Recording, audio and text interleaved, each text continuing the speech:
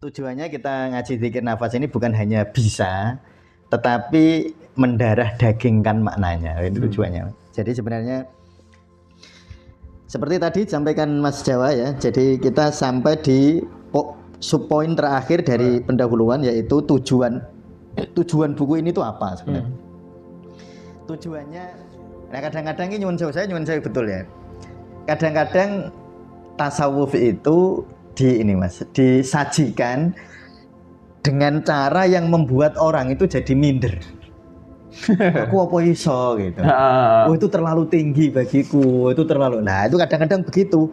Padahal itu intisari. Itu intisari dari keberagamaan kita. Itu tasawuf. Makanya tasawuf harus dihadirkan dengan sukacita, dengan kalau bisa dipermudah ya dipermudah. Enggak yang ya kalau dulu kan ada gium kayak gitu kan terkenal ya. Kalau bisa dipersulit mengapa dipermudah? Ya sekarang janganlah. Tasawuf itu pelajaran sederhana. Kan mencari kebahagiaan itu hak semua orang gitu ya. Jadi jangan-jangan oksigen yang Mas Jawair hirup hari ini adalah oksigen yang sama dengan yang dihirup oleh Rasulullah. Jangan-jangan. Kita nggak tahu. Iya. Jangan-jangan oksigen yang Mas Jawair hirup hari ini.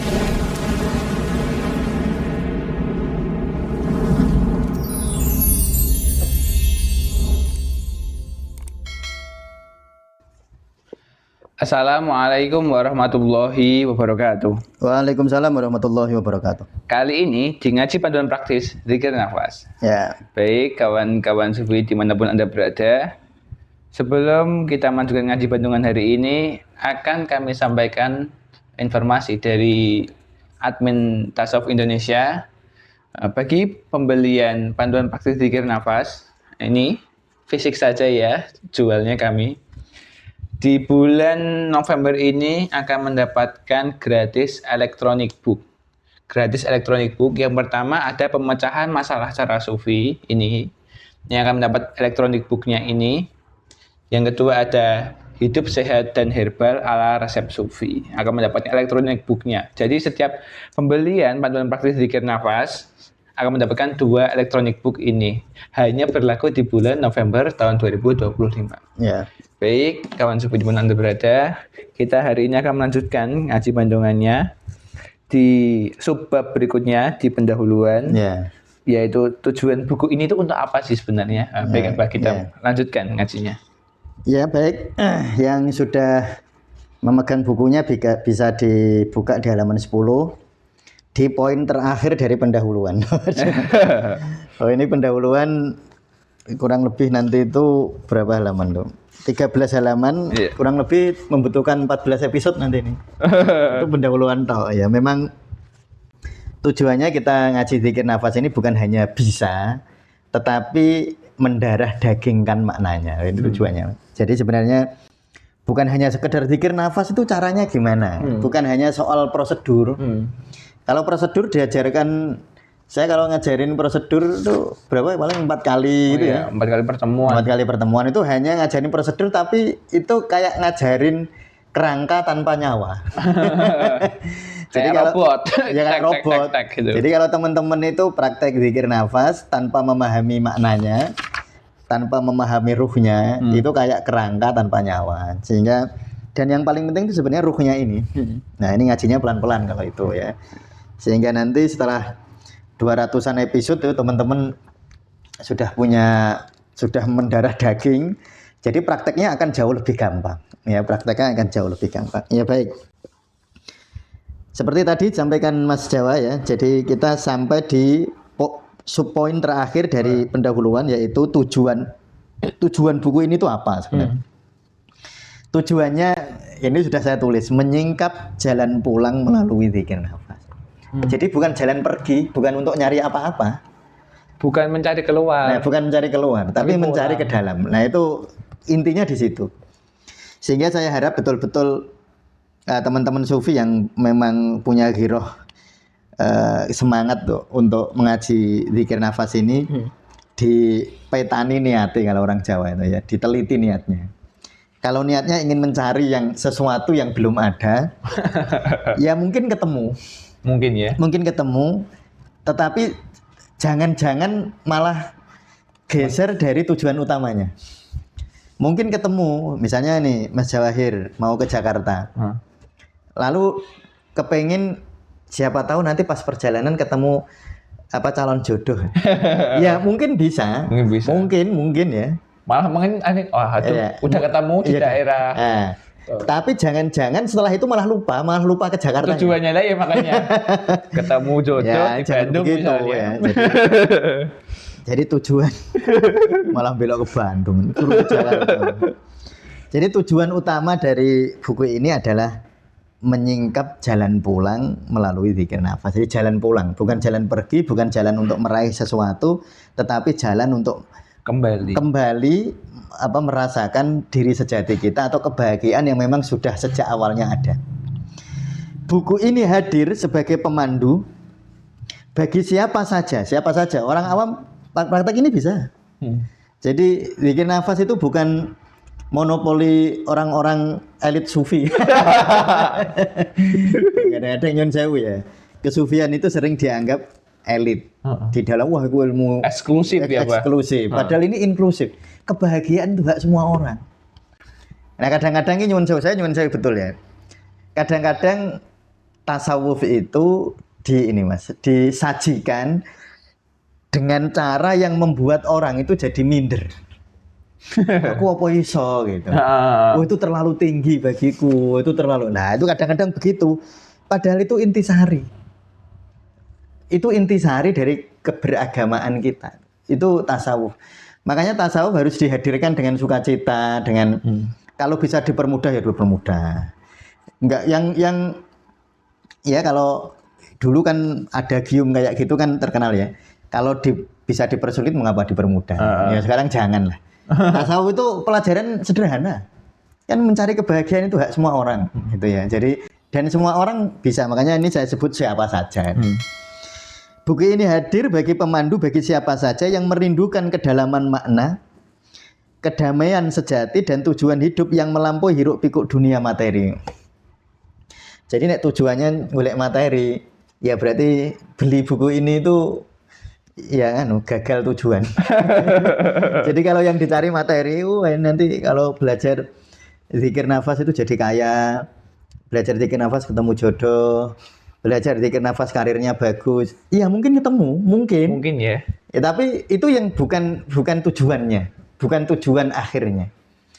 Bahwa nanti saya tentu memaklumi jika saya Mas Jawahir itu atau teman-teman itu menginginkan atau mengharapkan sesuatu terjadi, misalnya sesuatu secara material ya.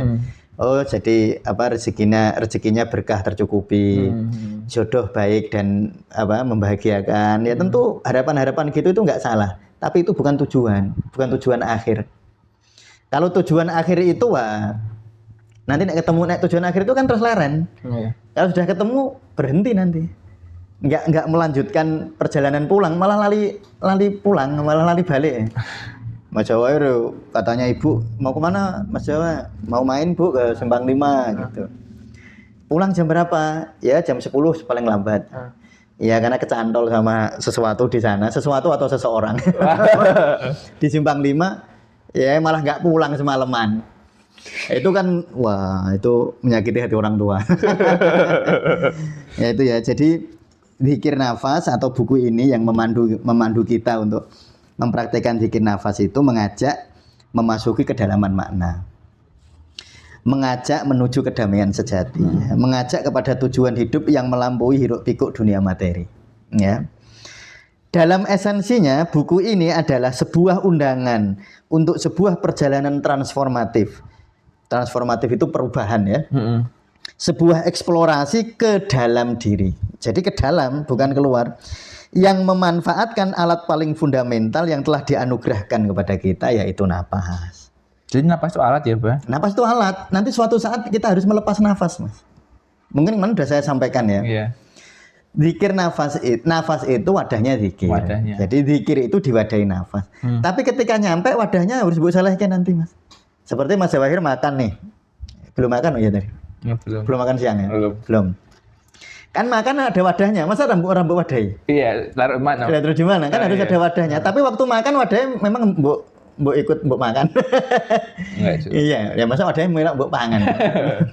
malah ikut ke makan kan jangan sampai no. Jadi nafas itu wadah Mas, memudahkan kita untuk berzikir. Jadi wadahnya ini alat, makanya ini alat. Alat adalah sesuatu yang memudahkan, namanya alat. Tetapi dia bukan sesuatunya, dia wadahnya sesuatu. Maka Mas Jawahir jika nanti suatu saat sampai di puncaknya zikir, akhirnya bahkan nafas itu harus kamu lepaskan. Nanti nggak tergantung sama nafas terus, engkau malah nafasnya yang jadi fokusnya zikirnya hilang. Ya itu tadi kecantol di tengah jalan. Nah, malah kecantol. Kecantol di tengah jalan. Jadi buku ini tuh memberi panduan bagaimana menggunakan nafas ya. Nah, jadi memberi panduan bagaimana menggunakan nafas sebagai alat untuk berzikir. Wadahnya zikir ya. Pertama dan utama, buku ini bertujuan untuk menyingkap hakikat nafas itu sendiri dulu. Nah, makanya nanti setelah bab pendahuluan ini di halaman 15 kita akan mulai belajar hakikatnya nafas. Jadi makanya yang pertama dan yang utama, buku ini bertujuan untuk menyingkap hakikat nafas ya. Nafas itu apa sih sebenarnya? Apakah nafas itu sekedar tarik keluar hirup hembuskan apa inhalasi eksalasi apa gitu saja. Nah itu nanti kemarin sebenarnya sudah sedikit sudah kita disenggol lah. Tapi nanti akan jauh lebih dalam waktu kita membahas hakikat nafas karena nanti berisi 17 halaman. Oh itu saya kira cukup dalam lah. Cuma itu dari sisi makna ya. Kalau dari sisi biologinya itu nanti akan saya singgung. Nanti waktu kita belajar hakikat nafas nanti akan saya singgung psikologinya. Psikologinya. Akan saya singgung biologi nafas itu kayak apa nanti akan saya singgung ya. Nanti. Tapi kalau di buku ini kita membahasnya hakikat atau makna dari nafas itu. Nanti kita akan bahas itu ya Mas Jawa.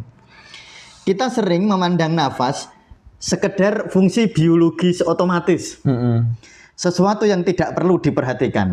Dan banyak disepelekan ya Pak. Disepelekan. Gini, saya banyak ngajari orang tentang zikir nafas ya. Mungkin kalau dihitung bulan September, November itu ribuan lah ya. Ribuan orang yang saya ajari nafas ya. Belum saya ajari zikir nafas sebenarnya. Baru latihan saya ajari nafas. Kayak kemarin yang terakhir bagi teman-teman di Jambore Tunanetra Nasional kemarin ya. Saya ajari juga nafas itu teman-teman dari tunanetra dari pelosok negeri. Itu juga saya ajari ada beberapa puluh atau beberapa ratus orang kemarin. Nah itu selalu pertanyaannya yang muncul dari salah satu peserta, buat apa? memang nafas bisa apa? Ya kalau jawaban sederhananya, ya nafas bisa menghidupkan, wasilah kehidupan. Ya coba aja nggak tahan nafas. Makanya kemarin nggak suruh latihan kan tahan nafas ya Mas ya. Nah, mungkin teman-teman sudah banyak yang mendapatkan secara gratis ya. Ini 5 halaman file tentang perbedaan tahan nafas penuh dan tahan nafas kosong. Nanti silahkan dipraktekkan. Ya, ini jadi nanti saya kasih tahu juga. Jadi teman-teman yang ingin mendapatkan file tentang membandingkan atau manfaat tahan nafas, baik tahan nafas kosong maupun tahan nafas penuh, bisa mendapatkan file secara gratis. Itu hanya 5 halaman. Bisa dipraktekkan, bisa didapatkan secara gratis di link ID kita. Nanti bisa menghubungi admin ya. Kita sering memandang nafas sebagai sekedar fungsi biologis otomatis. Sesuatu yang tak perlu diperhatikan. Namun di sini nafas akan kita bedah sebagai esensi kehidupan. Sebuah jembatan vital antara fisik dan spiritual. Mengingat abadi akan koneksi kita dengan semesta. Luar biasa nanti. Apalagi kalau kemarin saya ceritakan, kalau kita mau bedah secara biopsikologi saja, kita belum bedah nafas secara spiritual ya. Kalau secara spiritual kan nanti di hakikat nafas. Secara biopsikologi itu luar biasa. Nafas bermanfaat untuk menormalkan tensi dengan nafas. Menormalkan gula. Ya, penormalan gula. Jadi ini tips saya kasih tips-tips sederhana lah ya. Jadi misalnya teman-teman kalau biasa menghembuskan nafas lebih panjang daripada tarik nafasnya, itu akan memudahkan seseorang memiliki tensi yang normal. Jadi menormalkan tensi itu secara sederhana begitu. Ekshalasinya lebih panjang daripada inhalasi. Jadi bisa teman-teman 2 detik tarik nafas, 4 detik hembuskan nafas. Itu kan ekshalasinya lebih panjang, atau 36 atau 46 atau 48.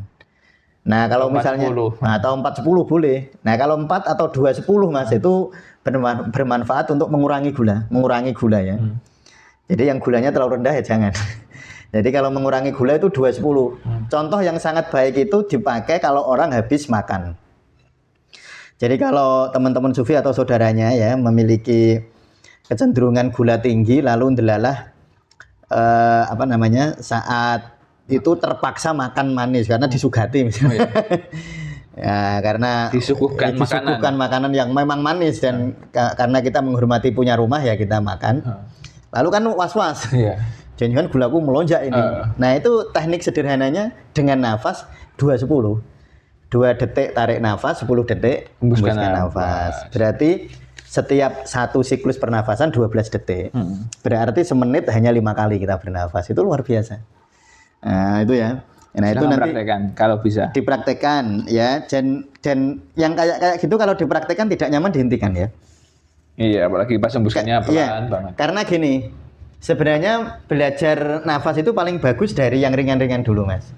Jadi teman-teman belajar nafas itu pertama 2-2 dulu. Berarti bernafas 15 kali per menit, tapi disadari ya. Dengan disadari 2 detik tarik nafas, 2 detik hembuskan nafas. Nanti kalau sudah nyaman 3-3, Mas. 3 detik tarik nafas, 3 detik hembuskan nafas. Kalau sudah nyaman 4-4. 4 detik tarik nafas, 4 detik hembuskan nafas. Kalau sudah nyaman baru 5-5. Nah, kalau sudah bisa 5-5 dan nyaman itu 5-5 dilakukan 15 menit dan nyaman. Itu namanya nyaman. Jadi 5-5 berarti 5 detik tarik nafas, 5 detik hembuskan nafas selama 15 menit kurang lebih. Nah, teman-teman kalau bisa melakukan secara nyaman berarti sudah bisa melakukan nafas lambat. Nah, itu nanti baru bisa latihan 46. Baru bisa latihan 48, baru bisa latihan 210 gitu, Mas. Nah, kalau ujuk-ujuk ke 210 kalau nggak nyaman, ya berarti memang harus latihan dulu. Tapi kalau mempraktekkan 210 langsung nyaman berarti ya nggak apa-apa. Hebat aja. Ya nggak apa-apa ya. Kalau yang biasanya yang nggak nyaman itu yang punya stres kronis. Ya. Jadi orang-orang dengan problem stres tertentu atau memang secara fisik ada problem pernafasan, secara fisik ya. Misalnya asma atau punya TBC ya, TBC paru ya. Dan TBC itu bisa di tulang juga. Rumang samu TBC di paru, di tulang juga. Nah, ini punya TBC paru ya. Lalu ada problem kelenturan di saluran pernafasan itu memang mungkin tidak nyaman. Makanya latihannya pelan-pelan ya. Nah, yang pengen latihan nanti dilatih sama Mbak Admin. Admin bisa ya di Admin Tasawuf Indonesia. Namun jadi nafas itu sebenarnya jembatan antara fisik dan spiritual ya. Nafas bukanlah sekedar udara yang masuk dan keluar. Ia adalah aliran kehidupan yang tak terputus, sebuah zikir universal yang terus berdenyut di dalam setiap detik keberadaan kita. Kita mungkin pernah dengar gini. Semua yang ada di bumi dan langit ini bernafas. Semua yang ada di bumi dan langit ini bertasbih. Berdenyut juga. Berdenyut. Memang hidup itu denyutan, Mas. Jadi hidup itu sebenarnya denyutan, gerakan, kan berdenyut itu. Memang ada yang nggak berdenyut, kehidupan loh ya. Nah, kalau nggak hidup nggak ada denyutnya. Ini kan nggak hidup, nggak ada denyutnya. Coba cacing ada denyutnya. Kalau dipegang dia berdenyut. Kalau nggak berdenyut, coba teman-teman kalau sensitif, megang ini berdenyut. Ada denyutnya itu.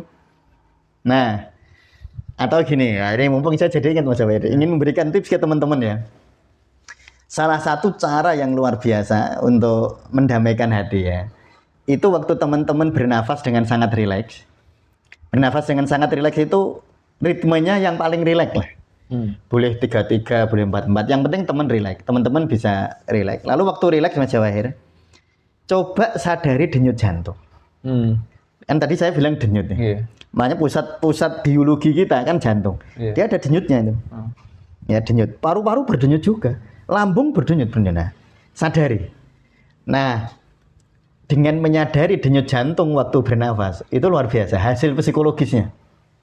Secara psikologis sangat menenangkan. Coba Mas Jawahir nanti ya Jadi disadari denyut jantungmu. Dan paling mudah menyadari denyut jantung di dada kiri. Jangan mencoba di dada kanan. Kecuali memang sejak lahir dadanya memang di kanan. Apa jantung? Memang ada ya ada. Letak jantungnya di yang letak jantung itu harusnya itu maksudnya normalnya. Kebanyakan orang di kiri. Sehingga kalau kita ingin menyadari denyut jantung, sadari. Nah, kalau belum bisa denyut jantung yang kayak apa? Waktu bernafas sambil dipegang di nyon sewu di bawah puting susu bagian kiri. Nah, dipegang itu kan ada denyutnya. Nah, itu denyut jantung. Makanya kemarin di komen itu ada yang nanya, Mas Jawa nanya ke saya. Iya. Ada yang nanya apakah nguyer-nguyer memijat lah ya. Yeah. Massage di daerah dada kiri bagian bawah itu bisa menenangkan ya. Secara teoritik logis. Ya, itu bagus. Sebenarnya nggak harus diunyar-unyar juga, nggak harus dimassage, dipegang aja, dirasakan itu denyut. Denyutnya. Denyutnya kan ada rasanya itu, ada duk duk duk. Nah, itu dirasakan. Jadi kehidupan itu sebenarnya denyut. Dan denyut itu la ilaha illallah sebenarnya. La ilaha tarik nafas, illallah hembuskan nafas. Jadi berzikir bersama denyutan kehidupan, denyut. Dan semua berdenyut, Mas. Nggak ada yang nggak berdenyut. Kalau yang kehidupan loh ya. Virus, bakteri ya, coba aja lihat mesti ada denyutnya. Ya, okay. Jadi denyutan kehidupan. Itulah tasbih semesta. Ya. Nah, itu kalau kita maknani nafas lebih dalam. Ia adalah bukti nyata ya dari kebersatuan kita dengan alam semesta. Bahwa kita menghirup apa yang alam hembuskan dan kita mengembuskan apa yang alam butuhkan. Luar biasa. Melalui kesadaran napas, kita akan mulai merasakan bahwa diri kita bukanlah entitas yang terpisah, melainkan bagian integral dari jaring kehidupan yang luas. Ini nanti gini, Mas. Pemahaman seperti ini atau penghayatan ini menjadi penting ketika kita mulai zikir nafas nafsiyah nanti. Jadi kan ada zikir nafas jasadiyah, ada zikir nafas kolbiyah, ada zikir nafas nafsiyah. Kita itu sering nafsiyah itu keakuan, zikir nafas untuk melampaui keakuan. Kita sering merasa bahwa aku kita itu terpisah. Jadi kita itu seakan-akan sesuatu bongkahan yang bongkahan benda yang terpisah dari bongkahan-bongkahan yang lain. Padahal kita itu sebenarnya satu kesatuan dengan bongkahan yang lain. Dengan bongkahan itu menyatu. Bukan sebuah pisahan. Bukan terpisah. Bukan terpisah. Nah, rasa terpisah itu sebenarnya rasa aku egoistik atau aku psikologis atau aku yang beridentitas. Itu rasa aku yang terpisah. Nah, itu nanti mulai pemahaman seperti ini mengapa penting?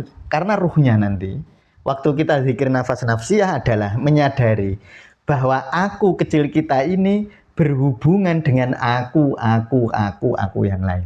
Bukan hanya aku mustamir berhubungan dengan aku jawahir, bukan hanya dengan aku Ami, aku Dika, aku Juwita, aku Fatih, bukan hanya itu. Tetapi bahkan sesungguhnya semua itu adalah aku yang sama. Aku yang sama. Jadi pikiran kita melihat aku, kamu, dan dia berbeda. Mata ruhani kita melihat aku, kamu, dan dia adalah satu kekosongan dan keheningan yang sama. Itu nanti di situ, dan cara menghayatinya awalnya menghayati kebersatuan biologis dulu. Nah, kan biar mudah gitu loh, Mas.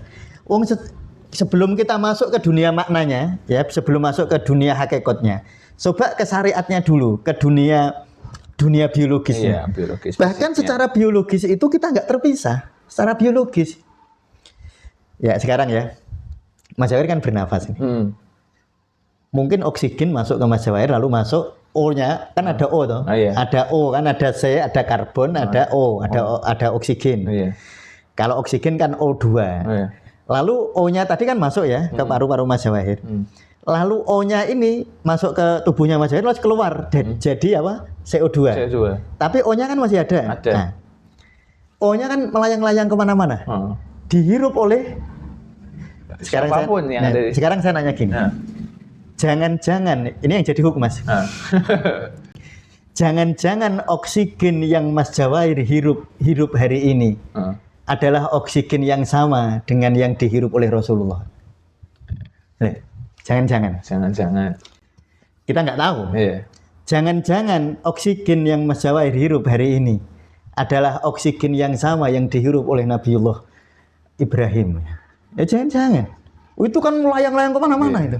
Itu kita bersatu itu dengan semesta, bukan hanya dengan orang sebenarnya, dengan semesta.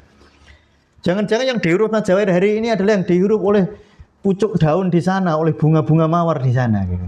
Dan itu oksigennya melayang-layang terus kan masuk keluar kan. Loh, jangan-jangan. Maksud saya menyampaikan itu untuk penyadaran tentang kesatuan biar kita nggak merasa terpisah kan Mas. Bahkan secara biologis saja enggak. Apalagi nanti kalau Mas Jawahir nanti itu di ngaji energi gaib nanti ya. Itu nanti akan saya jelaskan. Salah satunya tentang psikologi ini Mas, kesadaran kolektif itu. Iya, kolektif unconsciousness. Iya, jangan-jangan di bawah sadar Mas Jawahir. Jangan-jangan di situ ada kesadaran yang sama dengan bawah sadarnya para nabi. Loh, nggak tahu namanya kesadaran kolektif atau lebih dalam lagi kesadaran semesta. Itu kalau ini masuk ke dunia yang ya benar-benar gaib dalam tanda petik lah. Benar-benar sangat dalam. Tapi sebelum kita masuk ke dunia-dunia semacam itu, secara biologis saja logikanya begitu. Secara biologi melalui nafas kita tersambung dengan semesta. Apalagi kalau diperdalam lagi, bukan hanya nafas sebenarnya, nafas ini adalah fenomena biologis yang terus terjadi. Mas sebenarnya makanan juga sama. Sekarang Mas Jawahir misalnya tadi minum, minum sudah berapa gelas ini sampai jam ini? Misalnya 4 gelas 4 ya. Gelas lah. Misalnya 4 gelas. Terus masuk ke Mas Jawahir. Terus besok ada dikencing. Iya. Diserap oleh tanah. Nanti mungkin tanah nyun sewu, tanah yang Mas Jawahir mensedekahkan air kencing itu. Lalu di situ ternyata nanti bahan-bahan mineral-mineralnya akan diserap oleh pohon-pohon, oleh makhluk-makhluk lain. Jadi sebenarnya saya ingin menegaskan bahwa kita bukan aku yang terpisah. Bukan aku yang terpisah. Itu maksud saya untuk memahami itu loh Mas, memahami quote-nya itu loh. Pikiran melihat aku, kamu dan dia berbeda. Lalu ruhani melihat aku, kamu dan dia adalah kekosongan dan keheningan yang sama. Itu saya ingin biar teman-teman memahami itu betul-betul, bukan hanya secara ini, bukan hanya secara imajinatif, tetapi secara betul-betul praktis. Memang dirasani tenan gitu. Nah, kalau diperdalam begitu, jangan-jangan oksigen yang kita hirup hari ini adalah oksigen yang sama yang dihirup oleh Rasulullah. Nah, itu jangan-jangan begitu. Jadi kita disambangi oleh Rasulullah. Bahkan secara biologis loh Mas. Nah, bahkan secara biologis. Melalui kesadaran napas, kita akan mulai merasakan bahwa diri kita bukanlah entitas yang terpisah, melainkan bagian integral dari jaring kehidupan yang luas. Ini penyadaran luar biasa. Saya kira makanya saya selalu menyebut bahwa nafas itu wadahnya zikir itu begitu Mas. Jadi betul-betul bisa kita penghayatannya itu langsung gitu loh. Bukan menghayati sesuatu yang imajinatif. Misalnya gini. Sekarang Mas Jawahir sadari waktu Mas Jawahir berada di sebuah di puncak gunung. Itu kan Mas Jawahir imajinatif kan, menghadirkan sesuatu yang enggak ada. Ya itu tentu bisa, tapi sulit. Coba kalau Mas Jawahir menghayati sesuatu yang benar-benar ada. Benar-benar nafas. Makanya kalau kita bernafas lalu masuk, hembuskan nafas keluar. Tarik nafas masuk, hembuskan nafas keluar.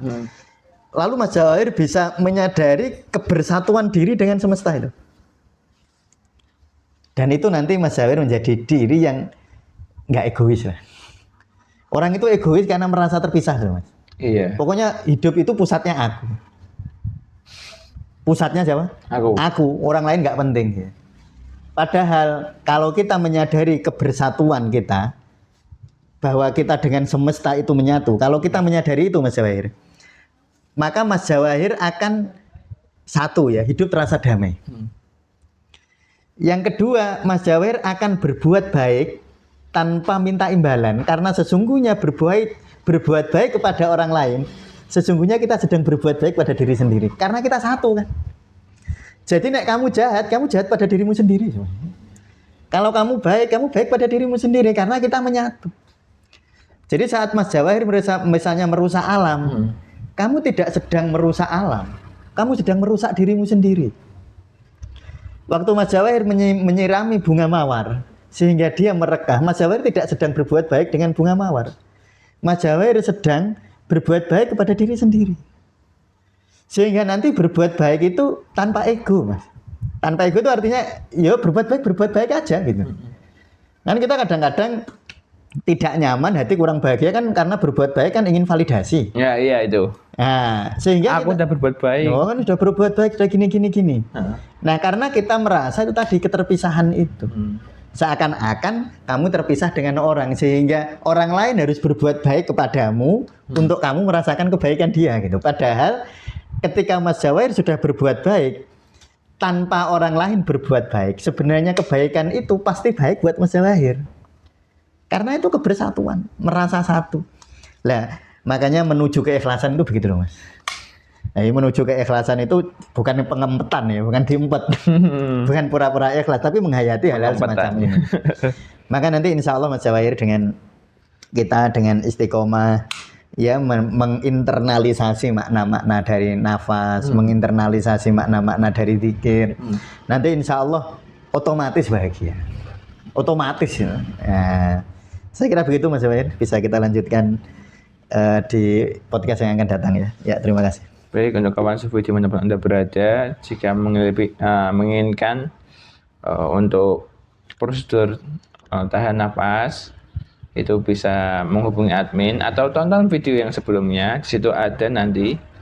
Ya, saya ingatkan lagi sebelum menutup, bagi yang membeli panduan praktik zikir nafas di bulan November ini akan mendapatkan gratis elektronik book pemecahan masalah secara sufi dan gratis elektronik book hidup sehat dan herbal ala resep sufi. Baik, terima kasih. Wassalamualaikum warahmatullahi wabarakatuh. Waalaikumsalam warahmatullahi wabarakatuh.